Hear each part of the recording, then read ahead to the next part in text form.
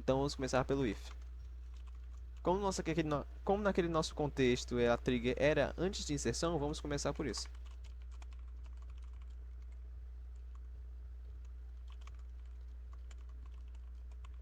Você coloca a classe trigger.isBefore e depois trigger.isInsert.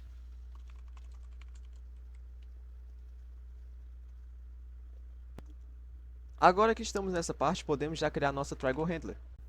Vamos fazer isso.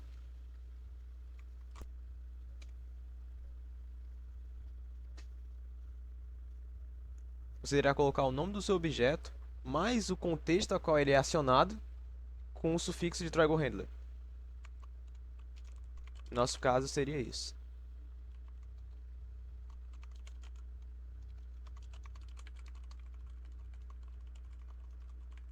Seguiria esse formato e podemos criar a classe.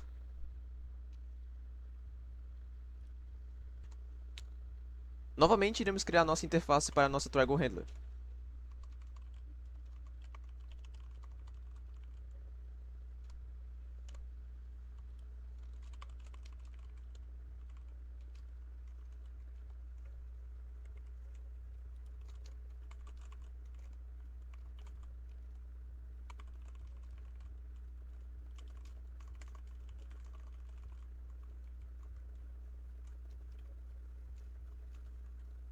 Aqui iremos colocar o método execute, sem retorno, ou seja, void. E iremos implementar na nossa TryGoHandler.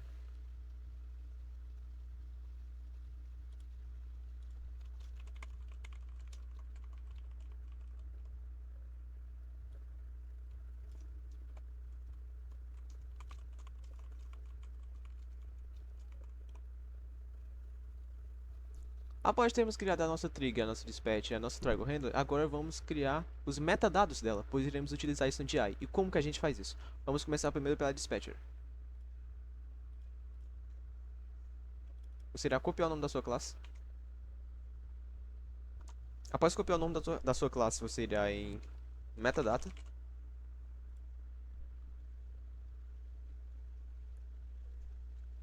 Irá em binding.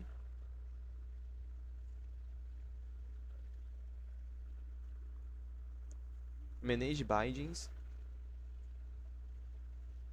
New. E aqui você irá simplesmente colocar o nome da sua classe. Nesses dois campos. Pode criar.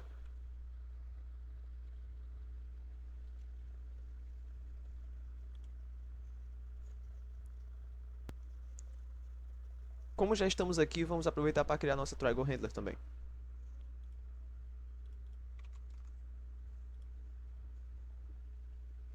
Você repete o mesmo processo, só com o nome da sua TryGoHandler.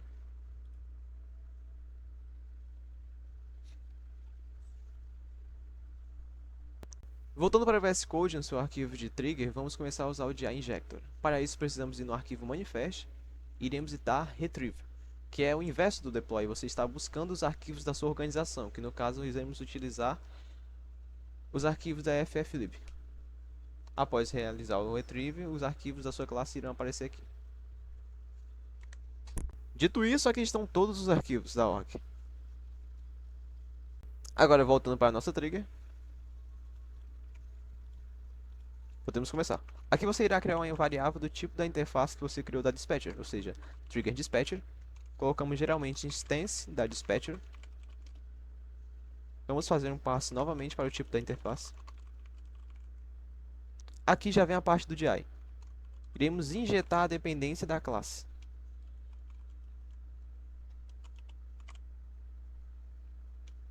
Esse developer name é justamente o nome da variável que você colocou no binding, e no caso é a nossa dispatcher.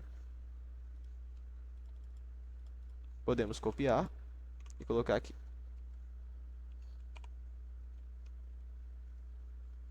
Vamos aproveitar o embalo e criar nossos services e nosso selector também, junto das suas respectivas Vamos aproveitar o embalo e criar nossas services e nosso selector, também junto de suas respectivas interfaces e metadados.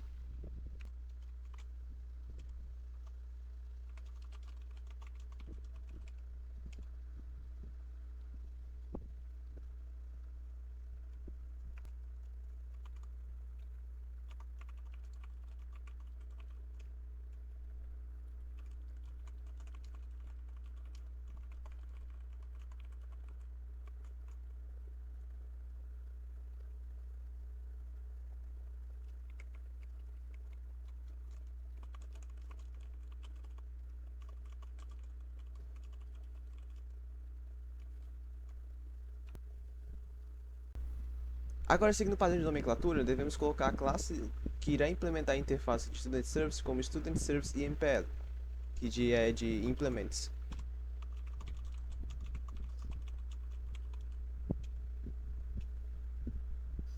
Implementamos a nossa interface.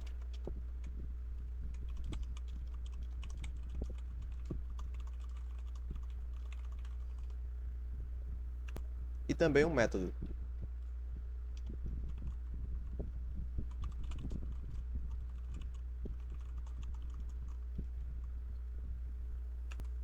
Repetimos o mesmo processo para a nossa selector.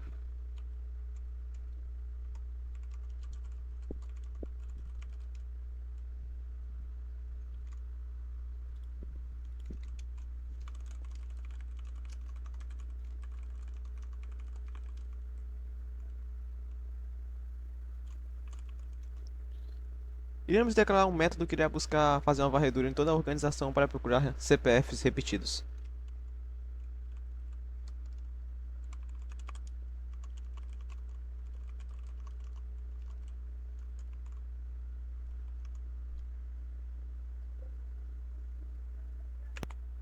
Agora criamos a nossa Student Selector e NPL.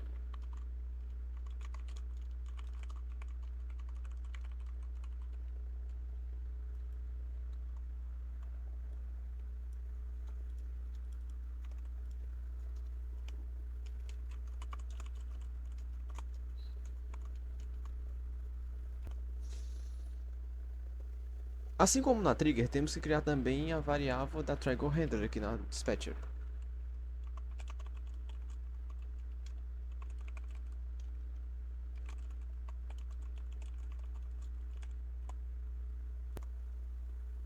Feito isso, fazemos o mesmo processo na nossa Dispatcher.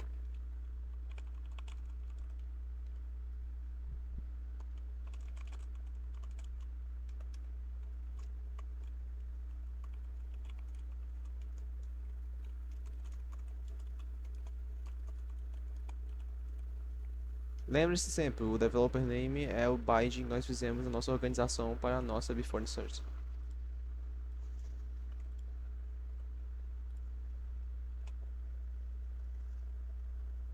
Tá, agora vamos fazer isso para cada um dos contextos existentes na trigger.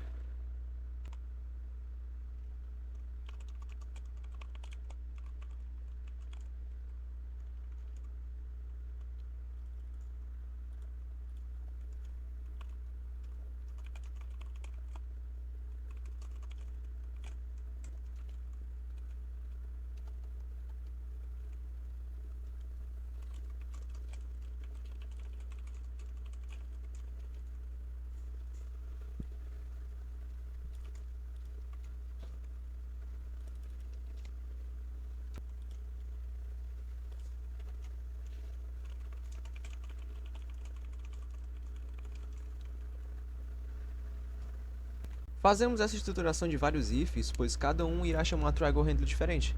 Mas como no nosso caso só temos uma para um único contexto, podemos deixar as outras vazias mesmo. Aqui no final fazemos mais uma verificação para saber se a variável está nula ou não.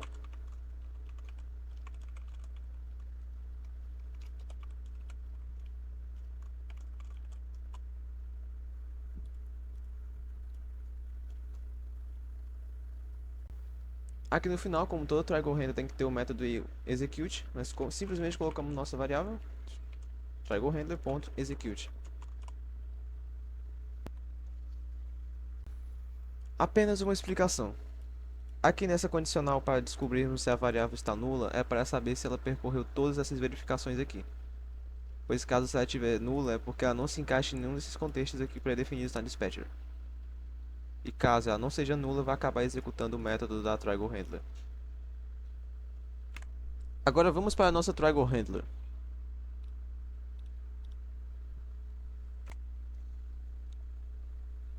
Aqui nós poderíamos simplesmente colocar a nossa variável do tipo da nossa service e chamar o nosso método, porém vamos colocar uma verificaçãozinha a mais para saber se ela está nula ou não. Vamos criar nossa variável. Vamos criar nosso atributo.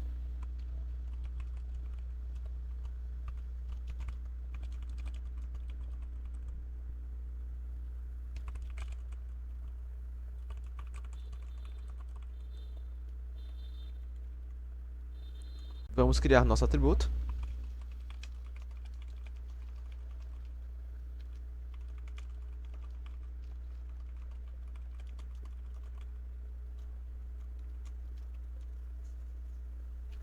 Você provavelmente deve ter visto falar de métodos getters e setters na programação orientada a objeto. E é isso que vamos utilizar agora.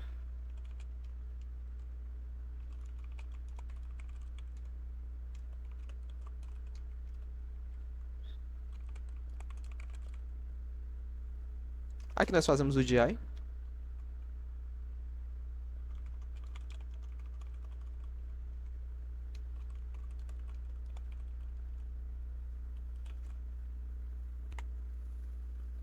Sempre o developer name devemos utilizar o que nós colocamos no nosso BID da nossa organização.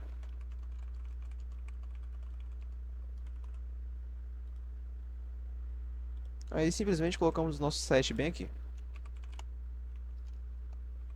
sem a necessidade de chaves.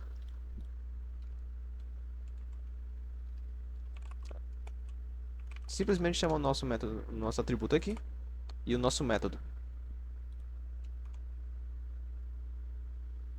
A única diferença é agora que nós passamos o nosso trigger.new para cá.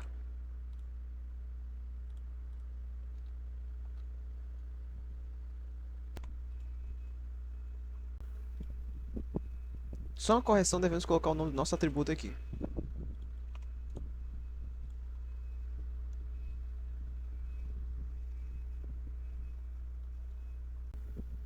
Após isso, colocamos nosso parâmetro na nossa interface. No caso, vai ser uma lista do nosso objeto.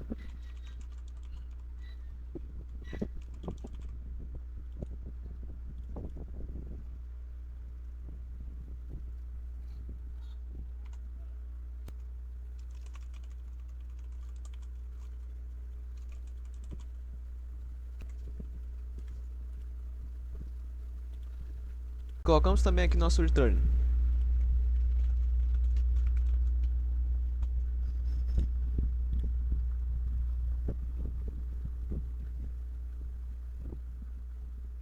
Perfeito. Após fazermos essas alterações, vamos terminar de alterar o nosso método da nossa service de implementação.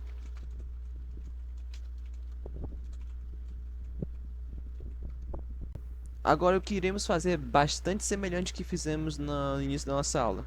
De forma vanilla, mas só que agora com a fflib.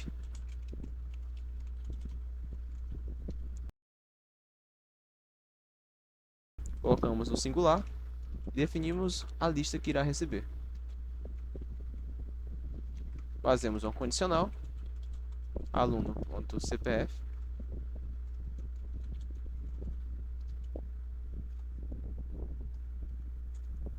fazemos uma condicional, convertemos para string, vamos value of, colocamos o valor que queremos, no caso o valor do campo CPF, usamos o método length, que geralmente a gente sempre erra aqui a posição TH. Só que aqui nós não iremos colocar o operador lógico de ou, iremos simplesmente colocar diferente de 11. Fica mais clean. Aqui colocamos uma mensagem de erro.